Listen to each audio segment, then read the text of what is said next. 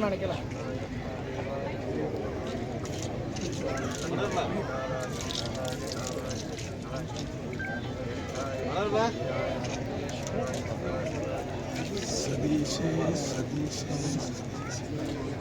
அனைவருக்கும் வணக்கத்துடன் மாண்புமிகு தமிழ்நாடு முதலமைச்சர் அவர்களின் வழிகாட்டுதலின் தொடர் நிகழ்வாக மாண்புமிகு தமிழக துணை முதலமைச்சர் கட்டுமான பணியினை தூக்க நிகழ்வினை மேற்கொள்ள வற்புறுத்தியுள்ள மாண்புமிகு பொதுப்பணிகள் நெடுஞ்சாலைகள் மற்றும் சிறு துறைமுகத்துறை அமைச்சர் அண்ணன் அவர்களை வரவேற்று விளையாட்டு மைதான கட்டுமான பணிகளை துவக்க விழாவில் கலந்து கொண்டு துவக்கி வைக்க வந்துள்ள மாண்புமிகு பொதுப்பணித்துறை நெடுஞ்சாலை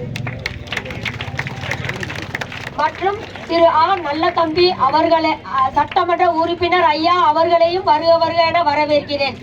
அலுவலர்கள், உடற்கல்வி ஆய்வாளர், உடற்கல்வி ஆசிரியர்கள், பிடி மற்றும் வருங்கால ஒலிம்பிக் நம்பிக்கை நட்சத்திரங்கள் ஆகிய வீரர் சுகாதாரத்துறை மற்றும் பொதுமக்கள் அனைவரையும் வருக என இருகரம் கூப்பி வரவேற்கிறோம்.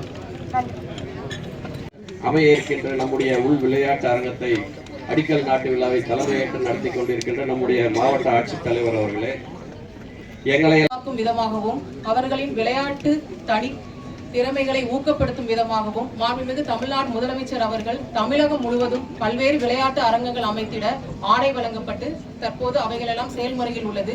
இதில் நமது திருப்பத்தூர் மாவட்டத்தில் ஏற்கனவே ஏலகிரி மலைப்பகுதியில் உலகத்தரத்தில் உள் விளையாட்டு அரங்கம் அமைக்கப்பட்டுள்ளது. உட்பட பணியாற்றுகின்ற அரசு அலுவலர்களே, பாசமுள்ள பத்திரிகை நண்பர்களே, தொலைக்காட்சி நண்பர்களே, உங்கள் அனைவருக்கும் இந்த நண்பர்களிலே நன்றி கலந்த வணக்கத்தை நான் முதலில் தெரிவித்துக் கொள்கிறேன். எங்கள் மாவட்டத்தில் இது போன்ற விளையாட்டுகளில் நாங்கள் சிறப்பாக விளையாடுவோம் என்பதற்காக இதை உருவாக்கி தந்ததற்காக அமைச்சர் அவர்களுக்கு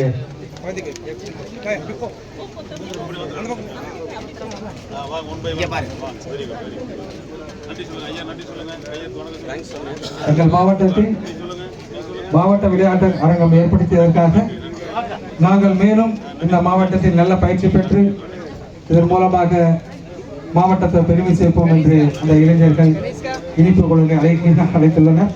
ஆனால் மாண்புமிகு அமைச்சர் அவர்களுக்கு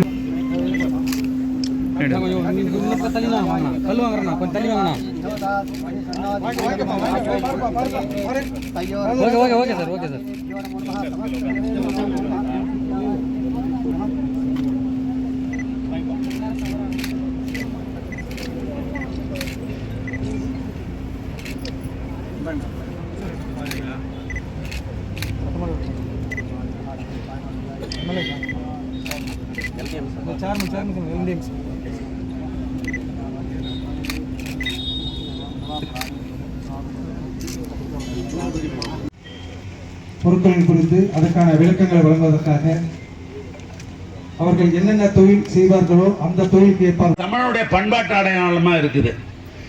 இப்ப என்னாச்சுன்னா, தாய்மாமன் வராரோ வரலையோ தமிழ்நாட்டுடைய இன்றைக்கு எனக்கு இந்த மாதிரி வயசை முடிவு பண்ணிங்க. வயசை அந்த காலகட்டங்களில் நான் போய் பார்த்தேன், இவ்வளோதான் இருந்தது. அது எங்கள் அம்மா.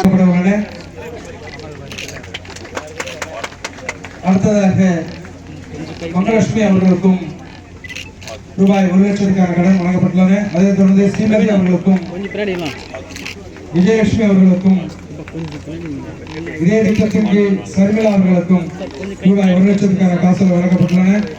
மேலும் சிசிடிவி தொழிலுக்கான சிறந்த முறையில் செயல்பட்டதற்காக அவருக்கு சான்றிதழ் வழங்கப்பட்டுள்ளன, நினைவு கடன்கள் வழங்கப்படுகின்றன. அதைத் தொடர்ந்து வினோத்குமார், செங்குட்டுவன், அருணா சிறந்த பயிற்சி பெற்று இவர்களே சுயமாக வேலை செய்து வாழ்க்கையில் முன்னேற்றம் மேற்கொள்வதாக வங்கியும் ஊரக வளர்ச்சித்துறையும் ஆய்வு மேற்கொண்டு அவர்களுக்கு பெஸ்ட் ட்ரைனர் அண்ட் வாழ்க்கையில் முன்னேறுவதற்கான நினைவு கணக்கில் வழங்கப்பட்டுள்ளன. அதைத் தொடர்ந்து மீனா அவர்களுக்கும் தொடர்ந்து சுயவேலை பயிற்சி முடித்தவர்களுக்கான சான்று இவர்களுக்கு வங்கியின் மூலமாக கடன் உதவி மானியத்துடன் வழங்கப்பட்டுள்ளன. போட்டோகிராபி மற்றும் வீடியோகிராபி பயிற்சி பெற்றவர்கள் இவர்கள். அடுத்ததாக ஒரு 4 ஆண்டு காலமாக திராவிட மாடல் ஆட்சி தமிழ்நாட்டுடைய முதலமைச்சர் மாண்புமிகு தளபதியுடைய தலைமையிலே சிறப்பாக நடைபெற்றுக் கொண்டிருக்கிறது. மக்களுக்கு என்ன தேவையோ அந்த தேவைகளை நிறைவு செய்கிற ஒரு ஆட்சியாக இந்த ஆட்சி அமைந்திருக்கிறது. முதலமைச்சர் அவர்கள் முதலமைச்சராக பொறுப்பேற்று சட்டமன்றத்திலே முதலாக ஒரு ஒருங்கிணைத்துகிற பொழுது ஒரு கருத்தை சொன்னார். என்னுடைய ஆட்சிக்கு பேர் திராவிட மாடல் ஆட்சி. அதோட நோக்கம் என்னன்னு சொன்னால் எல்லாருக்கும் எல்லாம் கிடைக்கணும், அதுக்கு பேர் தான் திராவிட மாடல் என்று சொன்னார். அந்த அடிப்படையில் தான் என்னை இந்த ஆட்சிக்கு கொண்டு வருவதற்கு காரணமானவர்களுக்கும் இந்த ஆட்சிக்கு கொண்டு வருவதற்கு காரணம் இல்லாமல் போய்விட்டோமே என்று எண்ணுபவர்களுக்கும் நான் அனைவருக்கும் சேர்ந்த ஒரு ஆட்சியை தான் நான் நடத்துவேன் என்று சொன்னார். பார்த்தனா பல பேர் சொல்றோம், போன மாதிரி நாம் அவர் ஓட்டு போட்டுதான் இன்னும் உரிமையாக கேட்டிருக்கலாமே, நம்ம ஓட்டு போனாலும் நம்ம வீடு தேடி எல்லா திட்டங்களும் வந்து கொண்டிருக்கிறது என்று அவர்களே பாராட்டுகின்ற அளவுக்கு இந்த ஆட்சியை நடைபெற்றுக் கொண்டிருக்கிறது. வராரோ வரலையோ தமிழ்நாட்டுடைய இன்னைக்கு தாய்மாமனாக தமிழ்நாட்டு முதலமைச்சர் அத்தனை சகோதரிகளுக்கும் பொங்க வரிசை வருதோ இல்லையோ மாசம் 1000 ரூபாய் பொங்க வரிசை